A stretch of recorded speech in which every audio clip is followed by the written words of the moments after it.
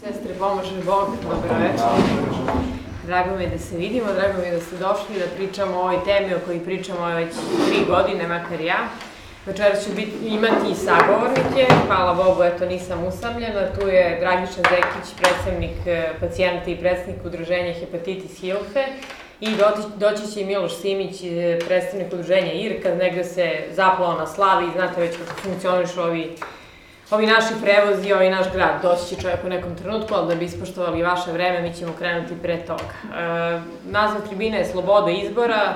Svi shvatamo da živimo u nazovi demokratskom društvu, gde se borimo za razne vrste sloboda, gde se samo o tome trubi na medijima, ali ono što osjećamo lično u svojim životima je da smo sve manje i manje slobodni. Odnosno da nam ova totalitarna država, kakva postaje naša, natura neke obaveze, neke ucene, neke stvari koje moramo da obavimo, a koje se tiču ni manje ni više nego našeg tela.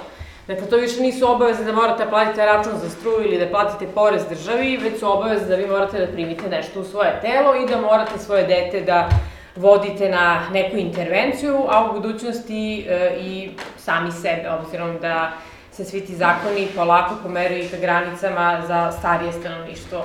U jednom trenutku svako od nas osvesti da nešto ovde nije u redu. Kod mene se to desilo 2016. godine kada se usvojio taj zakon o obaveznoj vakcinaciji, gde jasno piše u članu 32 da niko ne može da odbije obaveznu vakcinaciju. Dakle, oni su nas lišili jednog ljudskog, božjeg, kako god hoćete, prava, ustavno zagarantovanog prava izglasavanjem u Skupštini. Dakle, 250 tamo nekih osoba je glasalo za taj zakon, niko nije glasao protiv. To vam je jedan dobar parametar i paradigma naše nesvesti, odnosno nesvesti onih koji nas nazovi vode i nazovi predstavljaju. I u tom trenutku mi smo postali zvanično zamorci u ovoj našoj državi, a zapravo sve više konc logoru i taj zakon omogućuje zapravo sve ovo što se dešava danas, to je progon roditelja, progon lekara, malobrojnih koji se tome suprotstavljaju i progon dece do nivoa da nam tamo neki Šarčević ili neki Lončar najavljuju da će oduzimati decu od roditelja, pa su onda malo ublažili i rekli su ne, nećemo ih oduzimati, već ćemo im naći staraoca koji će ih voditi na vakcinaciju. Dakle, ovo ludilo, ovo je vrhunac, ne znam šta je drugo, spaljivanje na lomači, možda će to eventualno za mene da izmisle, a vama će samo oduzeti decu. Mislim, ne znam šta im je ideja, ne znam dokle farmakomafija ide u svojim naumima, obzirom da je danas i na poznatoj srboljubnoj televiziji N1 gostovao predstavnik Svetske zdravstvene organizacije u Srbiji koji je rekao da, zaista, ja kažem, izvinjavam se Jehovanim svedocima, ali on je ipak šampion. Komu ne veruje u vakcine, ne može da bude doktor. To je čovjek izjavio, verovatno je poslao poruku meni ili već ko neće da se vakciniše i tako dalje. Dakle, svima je jasna ta tortura koja se tiče obavezne vakcinacije, ali to nije kraj. Dakle, to se sada na sve veći broj tema širi, postali smo podrazumevani donori organa, dakle, tvoj bubreg, Đošo, nije tvoj, ne znam da li si znao, čisto da znaš, ukoliko se ne izjasniš suprotno. Dakle, daleko bilo ako se bilo kome od nas nešto desi, ako dođe u stanje moždane smrti, što je sad jedna velika nauka da pričamo na koji način se sve to može desiti, država polaže pravo na vaše organe i otuda one kampanje duboko emotivne kako je smrt jedna osoba spasla 5 drugih ljudi i tako dalje. Dakle, i sa tim jednim u nekim ograničenim slučajevima humanim činom se manipuliše i pravi se jedno tržište organa ovde u Srbiji, gde je svaki stanovnik ove zemlje, od deteta do odraslog, proglašen za davaoca bez njegove ikakve saglasnosti. Takođe, oni idu čak i dalje. Imamo te obavezne screening preglede, oni naravno to rade za naše dobro, da ne bi mi slučajno dobili rak, koji inače nismo dobili od osiromašenog uranijuma i od bombardovanja, pa ipak jesmo, rekla komisija, ali ove što je vikao da nismo, njemu se ništa ne dešava, niti mu ode licenca, niti ga ko tužio, ide čovjek mirno ulicom i tako dalje. Dakle, to je jedno sveopšte zamešateljstvo sa tom epidemijom raka. U jednom trenutku je bila politička izmišljotina, pa sada je istina, pa vidimo da se isto kao i vakcinacija, isto kao i sve stvari, vrlo politizuju. Dakle, pogodan je trenutak da kažete ovo ili ono. Do istine teško da možemo da dođemo, zato što su institucije kontrolisane, pojedinci, apsolutno, mediji, apsolutno zatvoreni za bilo kakvu vrstu istine i polemike i debate i bilo čega. Dakle, samo se ta jedna mantra u bilo kom smeru pušta stanovništvu i opravdavaju se ovakvi nacističke, i sad uvek imamo fašizam, nacizam, pa se tu sporimo, ali sve u svemu totalitarni potezi naše vlasti koje su zaista skandalozni. Ako niste znali, mi imamo neka prava i mi imamo neki zakon o pravima pacijenata. Dakle, kad smo trebali da se ulagujemo toj Evropskoj uniji, da te njihove vrednosti baštinimo, mi smo usvojili navodni zakon o pravima pacijenata i sad mi doktori, kad nam neko dođe na vrata, odmah mu turimo papir pod nos, potpiši bato da sve što se desi u odnosu između mene i tebe, da ti preuzimaš odgovornost. Dakle, kada su naciste osuđivali zbog prisilnih eksperimenata i medicinskih intervencija nad ljudima, oni su doneli taj informisani pristanak i oni su nama njega obećali u zakonu o pravima pacijenata. Pošto naš narod slabo zna kakva su mu prava, od kojih sam prva ja, dakle prva ja nemam pojma o pravu mnogo, ali eto nužda me naterala da pogledam, ja ću pročitati par stvari koje će vjerojatno biti šokantne. Dakle, da li mi znamo da mi recimo po zakonu o pravima pacijenata u članu 3 imamo, odnosno lekar ima obavezu da poštuje naše lične stavove, dakle našu filozofiju bolesti, to je nešto što postoji. Svaki čovek koji se razboli, ako nismo površni gutač tih farmaceutskih, hajde da kažem, floskula o uzrocima koji ne postoje i lekovima koji postoje, znaće da je bolest jedan signal, dakle i duhovni i telesni i svake vrste i svaki čovjek se u odnosu na svoju bolest nekako odnosi na neki način, traži da je osmisli, traže da sam sebi da odgovor na pitanje zašto je bolestan i da to on ima pravo, tako, nije nikakav lekar tu, neki preki sudija koji će mu reći ti si budala, ne znaš ništa od medicini, da to čovjek ima pravo. Dakle, vi imate pravo na poštovanje vaših ličnih stavova što se tiče i bolesti i vida lečenja koji želite da sprovedete. Član 7, recimo, kaže, stav 1, da imate pravo na sve informacije na osnovu naučnih istraživanja. Dakle, lekar ima obavezu da vam da sve informacije, ne samo istraživanja koje su plaćene od strane farmaceutske industrije i govore dogmu, na primer, vakcine ne izazivaju autizam, već sva istraživanja. A mi živimo u zemlji gde se ja optužujem i krivično gonim i traži se da mi se oduzme licenca i radno mesto, jer govorim o naučnim istraživanjima koja baš nisu popularna, odnosno ne govore o glavnoj dogmi. Dakle, to je neverovatno da se neko stavlja u ulogu cenzora da vam govori javnosti i lekaru šta sme da citira, šta ne sme iz medicinske literature. Dakle, to je totalno ludilo jedno, ali eto, živimo u takvom vremenu. Takođe, vi imate obavezu, odnosno vi imate pravo da dobijete blagovremeno ove informacije. Sad sam baš pričala sa roditeljima dece kojima se nakon vakcinacije nešto desilo i pitam i samu sebe, kad su i moje deca u pitanju, da li vam iko ikad rekao da može nešto da se desi nakon vakcine, osim temperature i da je to normalno. Dakle, zaista, evo, podignite ruku, recite, da li je rekao lekar da može da se dobije encefalitis, encefalopatija, meningitis, alergije, anafilaktički šok, da može dete da umre? Jer ako nikada. Jer ako ne može, zbog čega onda recimo u formularu za prijavljivanje neželjenih dejstava stoji smrt? Dakle, zašto nešto što ne postoji se stavlja? To su neka elementarna pitanja. Dakle, mi smo hronično neinformisani, a oni na to ne da imaju, oni to imaju obavezu da pred svaku intervenciju vam kažu. Član 11. Pravo na obaveštenje navodno imamo i pravo da pristanemo ili ne pristanemo na medicinsku meru. To pravo na obaveštenje podrazumeva i obaveštenje o alternativnim metodama lečenja koje se, tvrdim, nikad ne dešavaju. Čak naprotiv, ako hoćete da lečite dete ili sebe alternativnim metodama, vi možete doći pod udar zakona da vas lekar prijavi jer on smatra da je to šarlatanstvo ili da je to pseudonauka ili da je to nadrilekarstvo. Dakle, mi imamo lekare u Srbiji koji ne znaju da je sekcija Srpskog lekarskog društva priznala recimo neke tradicionalne veštine kao regularne grane u Srpskog lekarskog društva, pošto on to nije čuo, on negde čuje da vi lečite dete homeopatijom i dune mu da vas prijavi Centru za socijalni rad. Nažalost, ima prava na to, čak i po ovom zakonu o pravima pacijenata, jer je on procenio da se vi ne ponašate u skladu sa najvećim interesom deteta. Dakle, ostavljeno je jednom subjektivizmu, jednoj neinformisanosti, ličnoj, čak i pokvarenosti, mogu da kažem da, eto tako čovjek prijavljuje tuđu decu i da pravi ljudima probleme. Da. Ovo sve je lekar dužan da da i bez traženja pacijenata. Dakle, vi ne morate uopšte da ga pitate, on je dužan da vam kaže šta može da vam se desi nakon nekog tretmana i ako to ne uradi, postoje i kaznene odredbe ovog zakona, on treba da plati kaznu za to. Da li se to ikad desilo u ovoj našoj brdovitoj Srbiji? Nikada, dakle nikada. Jer mi i dalje imamo taj paternalistički pristup prema lekaru, on je Bog, on je učio škole, on je mnogo pametan, ja njega moram da slušam. A cela medicinska etika savremena govori o tome da je lekar saradnik u lečenju. Dakle, on vam daje preporuku, on to znanje koje ima vama, on je neki vodič, neko ko vas savjetuje, a vi ste taj koji odbije ili prihvata. Dakle, nikakav Bog, Otac ili već gazda vaših života i tela.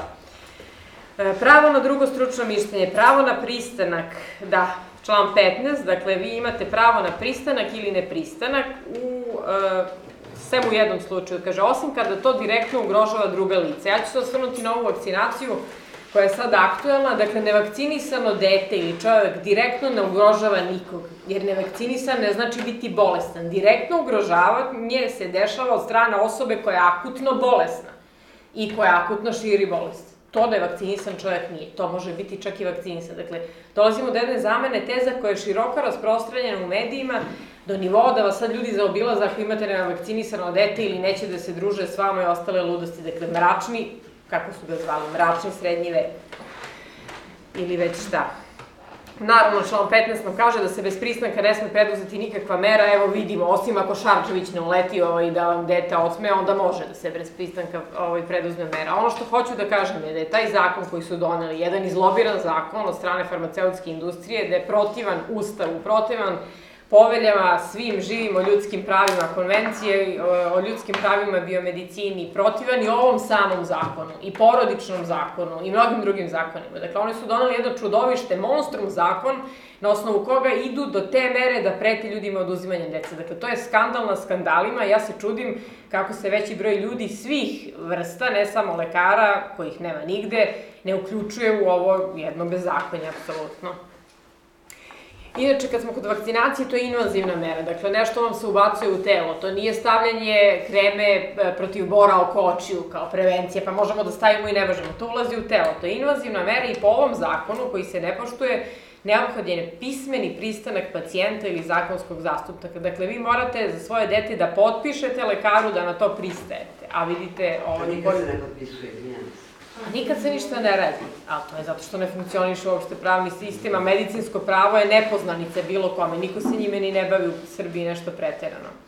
Naravno, član 17. Pacijent ima pravo da predloženu meru odbije. Dakle, ne samo u vezi dece, kada odbijete meru odmah zvati centar za socijalni rad, već odrasli ljudi oboleli od nekih bolesti se sve češće javljaju sa primetbama na svoje lekare da ih oni bukvalno ucenjuju. Dakle, da li to lečenje multiple skleroze, lečenje raka, lečenje hepatitisa, čućete sada ovde od kolega koji su tu, ali kažu ako nećeš da prihvatiš taj i taj lek ili to i to u taj i taj da uđeš program, mi te nećemo više lečiti ili mi ti nećemo raditi dalju dijagnostiku. Dakle, jedna gola ucena postoji u zdravstvenom sistemu koji treba da bude servis. Vi trebate da odete po zdravstvenu uslugu kada hoćete, a ne da vas juri zdravstveni sistem i da vam otima decu i da radi ovo sve što radi. Dakle, imate pravo po ovom zakonu da odbijete predloženu meru. Još jedna skandalna stvar, a najviše se tiče dece i vakcinacije, da pravo na podatke iz dokumentacije možete da date samo vi svojom pismenom izjavom ili po odluci suda. Ovo što kače sestre po domovima zdravlje, nevakcinisanje, pera, mika, žika i po školama, to je jedan skandal. To je jedno bezakonje koje bi trebalo da se kazni da ovde ima i malo zdrave pameti i tako dalje. Vi verovatno znate da ja najviše govorim o tom zakonu o zaštiti stanovništva od zaraznih bolesti. Šta je meni to? Ukratko ću pa ću dati reč zaista i ovim ljudima koje ređe čujemo, a valjalo bi ih čuti. Šta je tu problematično? Problematičan je član 32 koji svima nama u trenutku kada budemo podlegli nekoj obaveznoj vakcinaciji ne da odbijemo vakcinaciju. Za decu vidimo kako su se setili, dakle da se oduzima roditeljsko pravo, da se deca otimaju, da se daju nekim starateljima, hraniteljima, kako se to zove, da ih oni vodi na vakcinaciju. A šta će raditi s nama matorima? Da li će doći interventna, obiti vam vrata, vezati nas na sred ulice, oboriti? Jel će to da bude u Srbiji? Pa zakon dozvolja, o tome vam pričam, znači to je de facto... Uveliko se dešava u Americi. U Americi smo videli, da, 250 ovih osoba, individua, je glasalo za, jel tako? Da li oni znaju... Da li će njih obarati, da vidjet ćemo. Šta je problematično? Gde ja vidim ovde problem? Odnosno, gde ja širim paniku kada ovo govorim? Taj član 32, on ima i stav 3, koji govori o nekim licima u posebnom riziku od bolesti. Hepatitis B, grip, meningokokna bolest, streptokokpneumoni, hemofilis influence, varičele, pazite, bolest koja se sada preležava, to su ovče boginje. Svake godine imate epidemije, imate decu planiraju da uvedu vakcinu i onda će to biti panika kao i za male boginje. Infekcija izazvana respiratornim virusom, ali ne to samo. Kaže, za sve ovo se može utvrditi obavezna imunizacija, ali i protiv druge zarazne bolesti koje nisu navedene u tom stavu, ako se utvrdi opasnost od prenošenja te zarazne bolesti. A ko će utvrditi opasnost? Pa Predrag Kon će utvrditi opasnost. I Svetska zdravstvena organizacija koji su na Savetu Evrope optuženi, nije Kon lično, on je optužen za neke druge stvari pa su ga skinuli sa krivične prijave, ali Svetska zdravstvena je optužena da je šurovala sa farmaceutskom industrijom 2009. godine kada je bila afera svinjski grip. Šta su oni uradili? Oni su promenili definiciju pandemije da bi je proglasili i da bi prodavali vakcinu. Takvi tipovi, po našem zakonu, na njihov nalog, naš ministar, koji je taj koji jeste, ima pravo da proglasi vanrednu vakcinaciju obavezno svog stanovništva. Ovo je zaista dovoljno za strah. Ovo nije nikakva panika, ovo je realan strah kada vi vidite ko sve tu u tom lancu postoji, ko ima pravo ova da radi. Da, interesantna stvar, i time ću završiti, kaže, kad se još može obavezna vakcinacija svog stanovništva proglasiti u slučaju unošenja u zemlju određene zarazne bolesti u skladu sa planovima za odstranjivanje i održavanje statusa iskorenjivanja. Recimo, dečija paraliza. Znate li koja su endemska područja za nju? Afganistan, Pakistan, Sirija. Mislim da sam dovoljno rekla. Mislim da sam dovoljno rekla. Stvorit će se uslovi, da.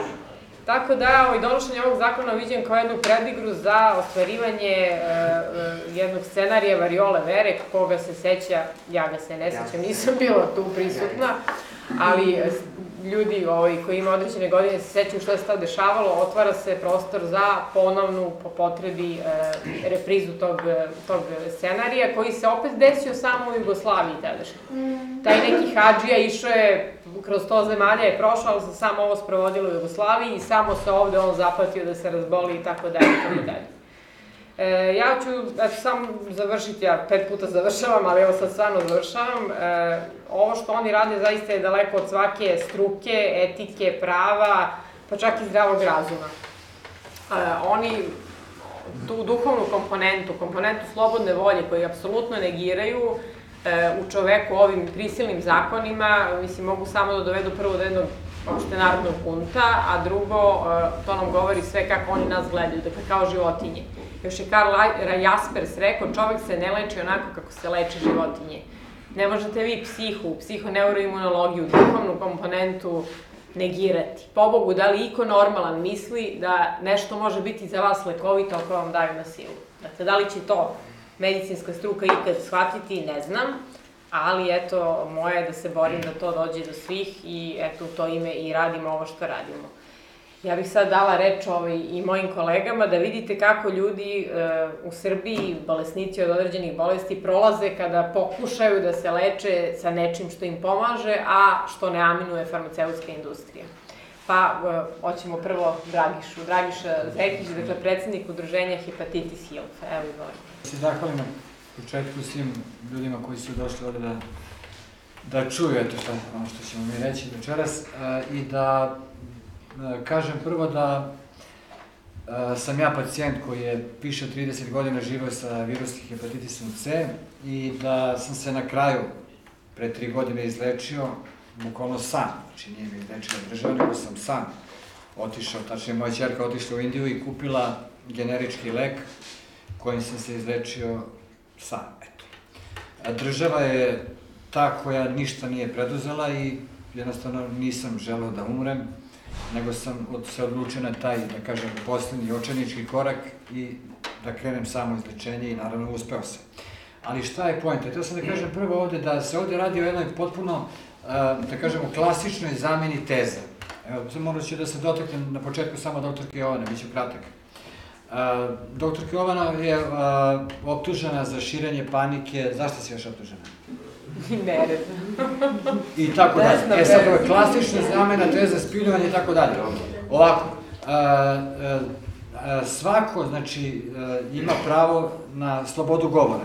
Dakle, ako govorimo o hepatitisu C, nas optužuju konkretno da mi širimo paniku time što samo, ja znači ne radim ništa, ne odvraćam nijednog pacijenta, na primjer, terapija, jedina dostupna terapija trenutno u Srbiji za hepatitis C je preginalni interferon alfa 2A i ribavirin, terapija traje 6 meseci ili godinu dana uz užasne nus pojave, a na sajtu Agencije za lekove možete lepo da pročitate da je lek kancerogen, da izaziva opaljenje kose, da slepilo, svašta nešto, znači da se rađaju deca sa deformitetima i tako dalje. Sve to stoji na sajtu Agencije za lekove. Ja samo copy-paste, znači da ne bi ispalo da Dragiša Zeki širi dezinformacije. Ono što je na sajtu Agencije za lekove, lepo objavim i onda odjedanput dođemo u problem. Zašto dođemo u problem? Pa zato što farmaceutska kuća Roche, koja prodaje kancerogenu terapiju, koja se ne koristi više nigde u Evropi, je u problemu. Jer je taj neki Dragiša Zekić javno objavio i da je vidjelo 100.000 ljudi na jednom moj objavu, jedan govor o tome koliko je štetan interferon i koliko je niska stopa uspešnosti, gde je ispod 30% je pacijenata izlečeno. Pritom, većina tih pacijenata nije radno sposobna, ne samo radno sposobni, su sposobni za obavljanje svakodnevnih aktivnosti. Tome će Miloš Simić kasnije da može da se dotakne i te teme. Ali da se vratim sad na ovu drugu priču. U principu sve polazi od Svetske zdravstvene organizacije. Evo ja moram da vam navedem primjer, pošto je moje udruženje, član Svetske hepatitis alijanse, koje je partner Svetske zdravstvene organizacije, gde se na tim sastancima Svetske hepatitis alijanse i Svetske zdravstvene organizacije određuju pravci, smernice i ciljevi u borbi protiv virusnih hepatitisa. Moram da kažem, na primjer, za hepatitis C da ima oko 71 milion inficiranih u svetu i šta se dešava? Svetska zdravstvena organizacija, Svetska hepatitis alijansa, na prvi pogled vi možete da vidite da je u pitanju farmaceutska mafija koja je u Svetskoj zdravstvenoj organizaciji. Kako možete da vidite? Pa evo, prošle godine na kongresu Svetske hepatitis alijanse, gde to je bilo u Sao Paulo u Brazilu, moja ćerka je bila prisutna na tom samitu, moglo se videti, znači odmah na billboardu koji je stajao iza svakog govornika, je bilo jedno 20 reklama farmaceutskih kuća. Roche, GlaxoSmithKline, AbbVie, Gilead i tako dalje. I subliminalne poruke. Tako da, ako znači vi promovišete nešto, pričate o zdravlju i tako dalje, a s druge strane vas plaća, finansira farmaceutska mafija, ja ih tako zovem, oni nisu za mene farmaceutske kuće, nego farmaceutska mafija, vi znači morate da neke stvari radite za njih. Kao što ne može, na primjer, Nataša Kandić, Sonja Biserko ili tako dalje, da bi dobili, mislim, ja sam upućen tu taj problem, da kažem, koji imamo sa njima, a niti, ne znam, Gay Street Alijansa, ili bilo ko, organizacije Parade ponosa, svi oni moraju da se drže projekta i po projektu da rade. To znači, ako Sonja Biserko i Nataša Kandić istupaju, oni moraju, na primjer, da naprave 20 konferencije za štampu, koje će biti medijski propraćene i oni gde će pljuvati Srbiju i tako dalje, i to naravno će dostaviti onima koji ih plaćaju, a znamo koji ih plaća. Znači, ne može Nataša Kandić, na primjer, da izađe i da kaže, evo, sad imamo zločin nad Srbima, nekad to nije deo projekta, razumete? Deo projekta su zločini nad Albancima, nad ovima, nad onima i tako dalje. Dakle, i ovde, u ovoj priči, farmaceutske kuće su te koje, ja moram da kažem, nažalost, imali smo skoro jedan veliki skandal u Italiji, gde su pohapšeni raznorazni političari i tako dalje. Farmaceutske kuće su te koje finansiraju predsedničke izbore, predsedničke kampanje, koje finansiraju i postavljaju, čak imenuju ministre zdravlja mnogih zemalja. Dakle, ako mi imamo situaciju da nam farmaceutske kuće i farmaceutska mafija postavi ministra zdravlja, onda dolazimo do ove sad situacije. Sad ćemo objasniti do čega dolazimo. Dolazimo do toga da ti koji su postavljeni, neću sad da kažem da je Lončar postavljen, o tome da govorim.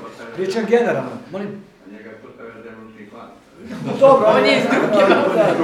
Evo ovako, znači, farmaceutska industrija postavi ministra zdravlja ili nekog visoko pozicioniranog političara izlobira normalno da se postavi na određeno mesto, u vrh vlasti, i šta se dešava onda? Ta osoba, taj ministar zdravlja ili neko ispod njega, blokira uvoz jeftinih generičkih lekova koji imaju identičnu aktivnu supstancu, identičnu stopu izlečenja i identičan učinak.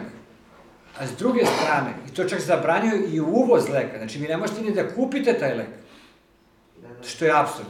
Znači ne možete da kupite taj lek, ne možete da, na primjer, da naručite iz Indije lek koji košta, evo sad ću da vam pokažem, evo, imamo, da se vratim samo na ovo, dakle, ministri zdravlja određenih zemalja i ti interesni lobiji forsiraju zapadne farmaceutske kuće i enormno skupe lekove, koji nama nisu dostupni, i onda mi kažemo ovde, doktorka neka Milotka Fabri, infektolog i predsednica komisije za dodelu ovih inovativnih lekova za hepatitis C, kaže, ima leka za hepatitis, ali je preskup. Pa nije preskup lek za hepatitis, jeste preskup ako ga kupite od Gilada ili neke nemačke farmaceutske kuće. A s druge strane, imamo, taj lek, na primjer, košta $84.000 u Sjedinjenim Američkim Državama za izlečenje hepatitisa C, a s druge strane imamo lek u Indiji koji košta $300. Identičan lek. Naši političari, mafija u određenim strukturama Ministarstva zdravlja i šta ti ja znam gde već, to su ljudi koji se provlače kroz sve institucije sistema, priletači. Bili su do juče, ne znam, da li u DS-u, danas su u SNS-u, SPS-u, nebitno kako se već zovu, ali njih to zaista ne zanima, njima je bitno da se to provlači i da jednostavno ne dozvole da se izmeni teo carinskog zakona gde mi možemo da uvezemo lek po hemijskom sastavu, po aktivnoj supstanci leka. Zašto? Pa zato što su to izuzetno jeftini lekovi i mi bismo recimo za 10 miliona i manje dolara mogli da izlečimo celu Srbiju od hepatitisa C i da napravimo od 100.000 ljudi, ne invalide, nego da napravimo zdrave ljude, zdravu naciju.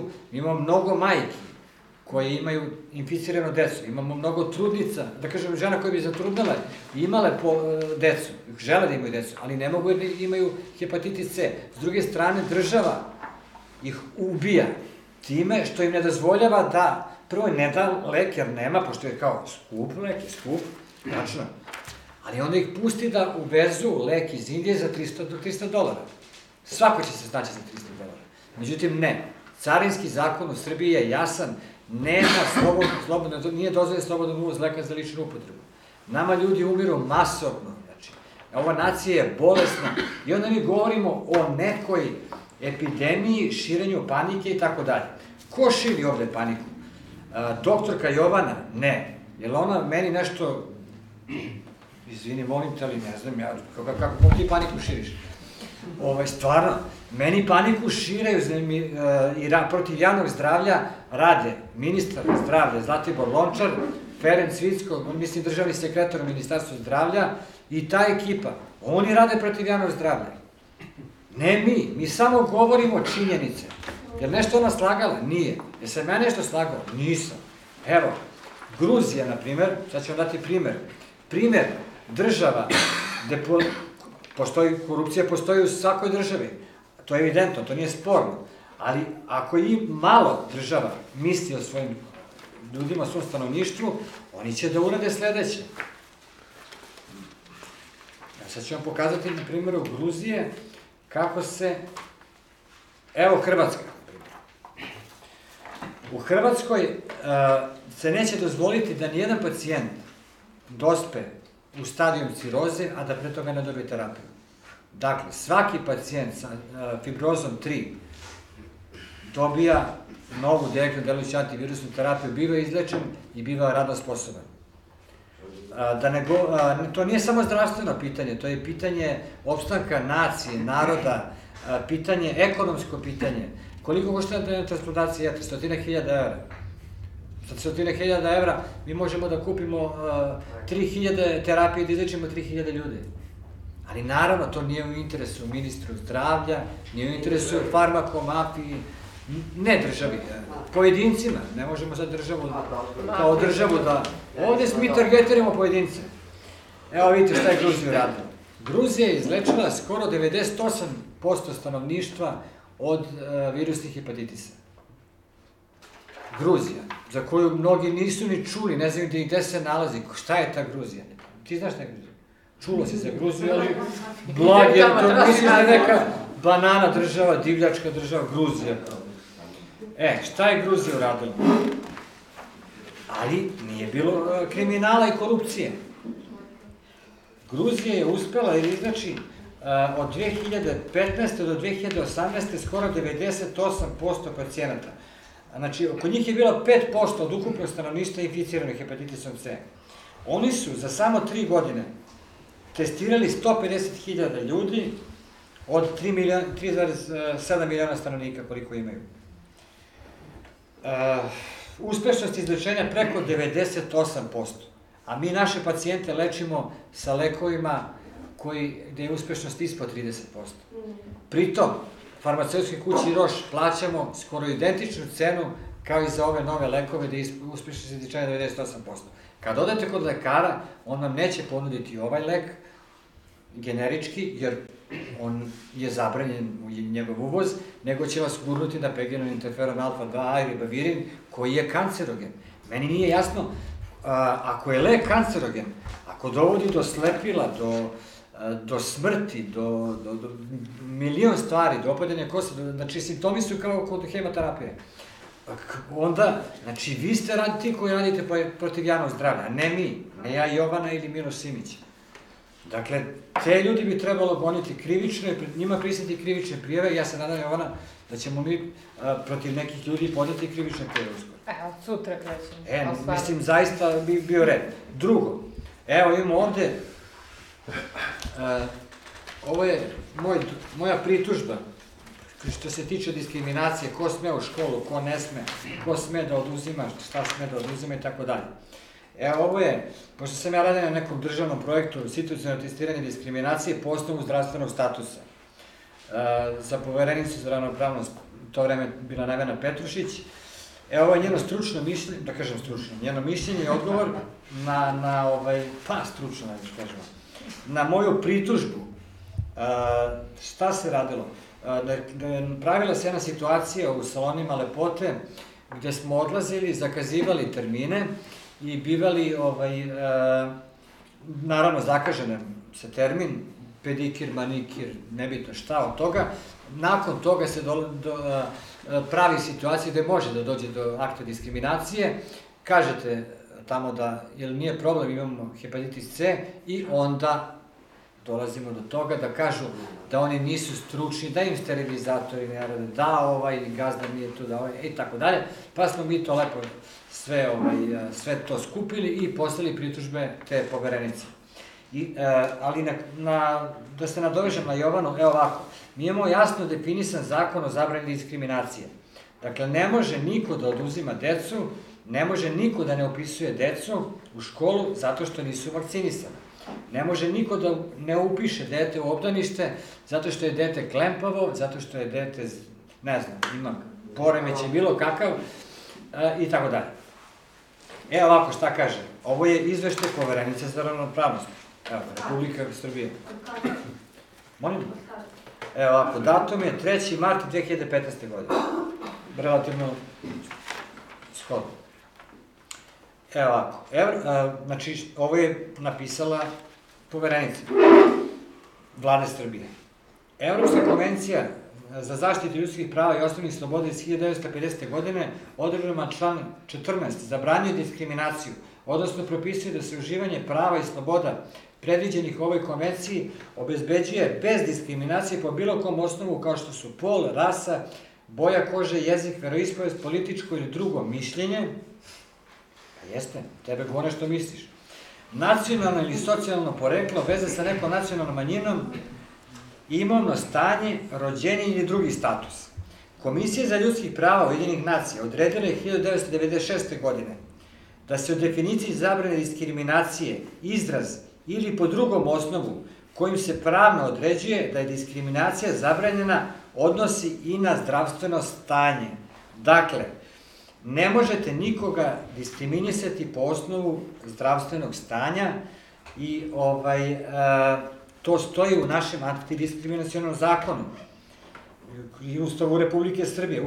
Znači, Ustav Republike Srbije u članu 21 zabranjuje svaku diskriminaciju, neposredno ili posredno, po bilo kom osnovu, a naročito po osnovu rase, pola, nacionalne pripadnosti, društvenog porekla, rođenja, veroispovesti, političkog uverenja, imovnog stanja, kulture, jezika, starosti, psihičkog ili fizičkog invaliditeta i bolesti. Odredbama člana 27 zabranjena je diskriminacija lica ili grupe lica s obzirom na njihovo zdravstveno stanje, a član 17 tačka 1 propisano je da je diskriminacija u pružanju javnih usluga postoji i tako dalje, nebitno.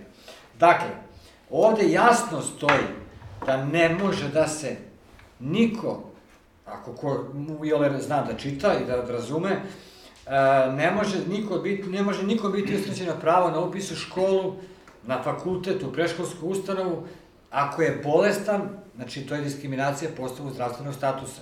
Pogotovo deca koje nisu vakcinisane, oni nisu ni bolesni. To je pretpostavljeni status. Znači, po osnovu stvarnog ili pretpostavljenog statusa. Kao što bi lekari, ne znam, stomatolozi, kažu, nisi nam rekao da imaš hepatitis ili HIV. Ili vas etiketiraju, stavljaju na zdravstveni karton HIV ili hepatitis. Da li je lekar tebi rekao da ima, to je već pitanje. Da. Ja znam masu stomatologa, evo sad ću ja da širim paniku, znam masu stomatologa koji imaju hepatitis i HIV, ali njima ne možemo da, niti treba, niti sam za to da se stomatologu koji ima HIV ili hepatitis zabrani da pruža usluge.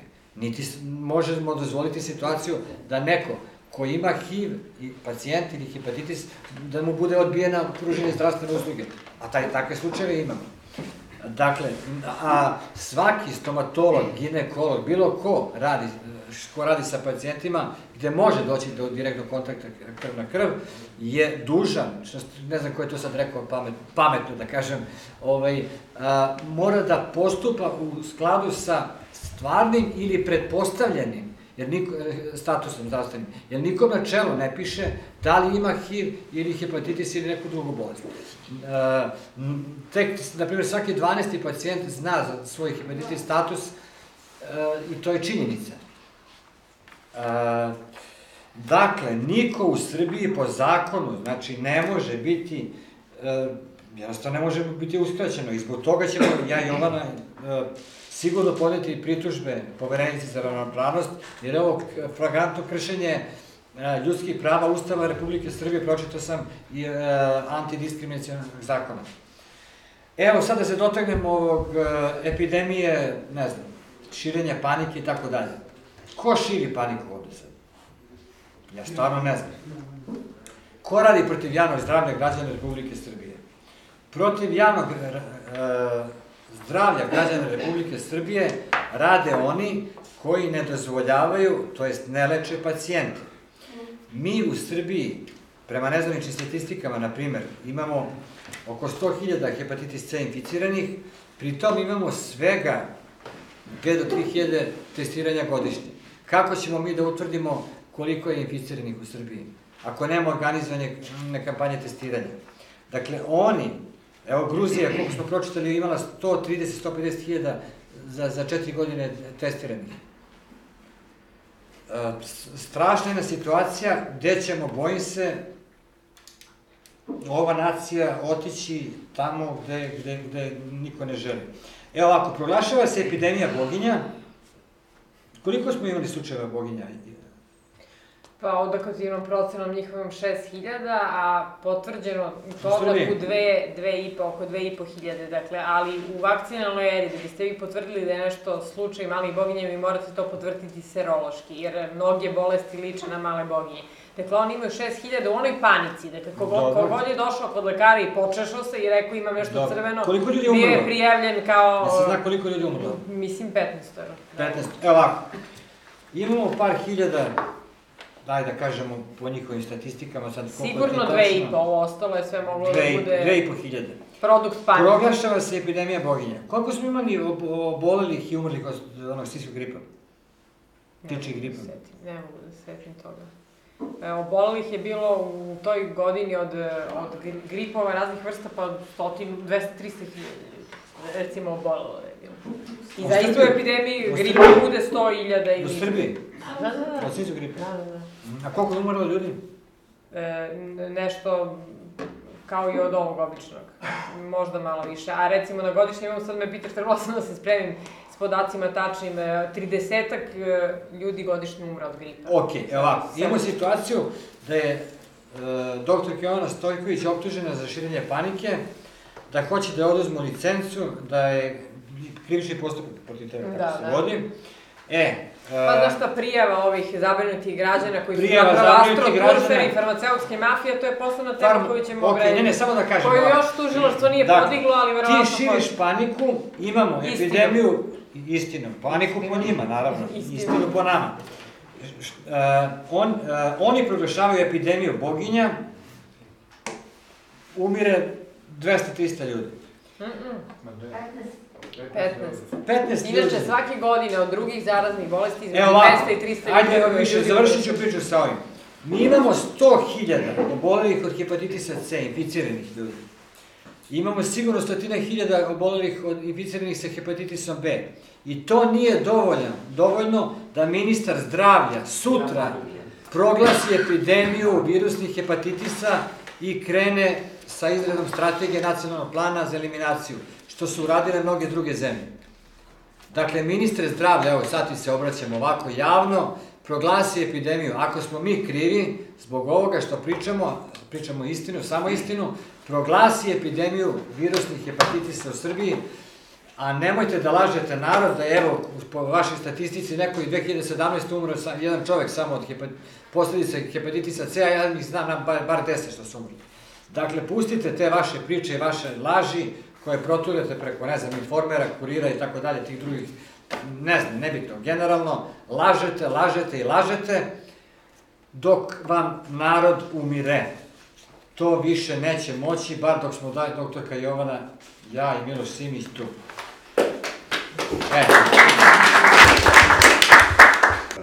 Dobro večer, hvala svima koji ste se okupili ovde, da nas čujete, šteta što nema medija, ali to je taj osnovni problem baš koji verovatno svi imamo sa medijom. Ja sam jedan od osnivača udruženja IRKA koje se bori za puno oslobađanje biljke koja je nekad hranila pola Srbije, školovala nam decu i bila strateška sirovina. Dakle, za svih ovih 6 godina postojanja, ja mislim da sam prvi poziv dobio za neko gostovanje na medijima ove godine. Za sve to vreme pisali smo zajedno čak sa Zelenom strankom i sa drugim organizacijama predloge zakona, izmena zakona, upućivali smo zahteve raznim ministracijama, od Ministarstva zdravlja, Ministarstva pravde, Vladi Srbije, Skupštini Srbije. Učestvovali smo, pravili smo, ja mislim, odnosno na sva udruženja, ukupno najveći broj seminara, radionica, međunarodnih seminara gde su dolazili profesori iz Kanade, Amerike, Izraela, Češke, Makedonije, iz raznih drugih država. Između ostalog dolazili su ovde da bi učili od pacijenata iz Srbije i sa Balkana o praksi lečenja kanabisa. Dakle, za sve ove godine mi ne samo da se obraćamo, pokušamo da stupimo u kontakt s medijima da bi se trunka istine o ovoj biljci čula, nego se konstantno obraćamo klinikama, lekarima koji leče konkretne bolesti i ovde pričamo prvenstveno o bolestima za koje savremena medicina uopšte nema nikakvog leka. A to su sve autoimune bolesti, to je kancer, to je dijabetes, visokrvni pritisak, šećer. Za visokrvni pritisak i šećer postoje neki lekovi, problematično je koliko su oni štetni i šta stvaraju drugo, ali nisu dovoljno efikasni, to vidimo po pacijentima koji na kraju umiru od, zapravo najveći broj smrtnosti u Srbiji jeste od posljedica kardiovaskularnih bolesti i dijabetesa. Međutim, kad ih čovek pita, dobro, a kakva je to, šta to izaziva, kakvu to psihozu, doktorka Grujičić odgovara, pa nije to moja oblast. Dobro, pa upravo to, ali ta doktorka je bila postavljena na čelo radne grupe za primjenu kanabisa u medicini i legalizaciju. Dakle, doktorka koja kaže da o tome zapravo pojma nema. Sad, Srbija, dakle, država u kojoj ljudi koji pojma o nečemu nemaju sede na čelu državnih komisija za odluku o tom nečemu. Ta gospođica, jer nije gospođa, je pre 2 godine predsedavala radnoj, takođe još jednoj drugoj radnoj grupi za izmenu zakona o kontrolisanim psihoaktivnim supstancama. Između ostalog, ovde smo čuli šta sve dozvoljava zakon o pravima pacijenata, juče smo čuli izmenu zakona o zdravstvenoj zaštiti, o zapravo najbitnijem zakonu u jednoj državi. Svi ti zakoni, dakle 7 zakona iz oblasti medicine je od 18. januara, ne, od 26. januara 2016. do 26. decembra do 18. januara je trajala radna, 17. je trajala javna rasprava bez prisustva medija, sa vrlo malim prisustvom struke, dakle 7 najbitnijih zakona iz medicine. Tu su nam prodali prošlog leta zakon o organima, o tkivima i tako dalje. Međutim, ta javna rasprava je bila i zakon o zdravstvenoj zaštiti. Ja sad opet vas pitam, da li postoji neki bitniji zakon od toga u državi? Taj jedini zakon koji se tiče svih naše zdravstvene zaštite i toga kako će ona biti sprovedena. Dakle, ni jedinog medija nije bilo javnosti. Cela rasprava se odigravala, dakle, kad kreću božićni praznici, pa se završavaju negde tamo krajem januara do 18. januara. Ne radi ni jedna institucija. Za to vreme su nam oni doneli sve izmene ovih zakona. Dakle, ta doktorka je takođe predsedavala Komisijom za psihoaktivne kontrolisane supstance, o čemu pojma takođe nema, osim o opioidima, što je još jedan skandal, jer je ona na javnoj nacionalnoj televiziji pod nacionalnom frekvencijom pre par godina upravo u toj raspravi oko kanabisa izjavila da je... Blagotvoran. Da je morfijum zapravo fantastičan i blagotvoran lek. I time poslala i da je sasvim u redu da pacijent 5-6 dana uzima morfijum, da će se savršeno spavati i tako dalje. Dakle, svim roditeljima, svoj deci je poslata morfijum je praktično isto što i heroin. Isto što i svi opioidi, bilo zabranjeni, bilo legalni koji se daju za bolove. I mi smo čuli od te jedne uvažene lekarke poruku kako je opijum, morfijum jedna sjajna stvar koju verovatno i deca treba da... Šta mislite 16-godišnjak ili 15-godišnjak kad čuje tako nešto od čuvene doktorke? To je skandalozno. Međutim, ona je to iskoristila da bi poredila sa kanabisom. Sad, ja sam vas pitao šta je zloupotreba kanabisa, ja bih se sad vratio na to suštinsko pitanje i rekao jednu konstataciju koju čujemo od sve više naučnika i lekara iz sveta, a to da je zapravo jedina zloupotreba kanabisa njegova zabrana. Mi sad imamo ovde hajku u Srbiji i na pacijente i na obične korisnike. Mi imamo 16 pacijenata iz udruženja i članova njihovih porodica neki su jako teško bolesni koji su bili hapšeni i trenutno su u krivičnom procesu zato što su se lečili. Zato što su se izlečili za razliku od lekova koje su dobijali od klasične medicine, gde nije bilo nikakvog pomaka, imali su samo pogoršanja. Srbija je jedna od 8 država u svetu koja hapsi i procesuira krivično ljude koji se leče zabranjenim sredstvima. 4 su van Evrope, 4 su nažalost na Balkanu. Dakle, osim nas, Hrvatska, Albanija i Crna Gora.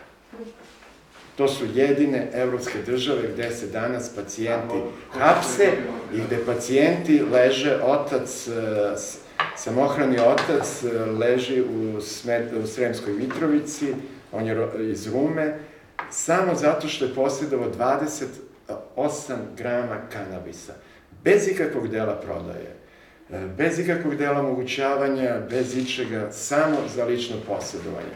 Zatvori u Srbiji su danas, četvrtina ljudi u zatvorima je samo zato, to je preko 2500 ljudi, samo zbog posjedovanja, bez ikakvog kriminala, bez ičega.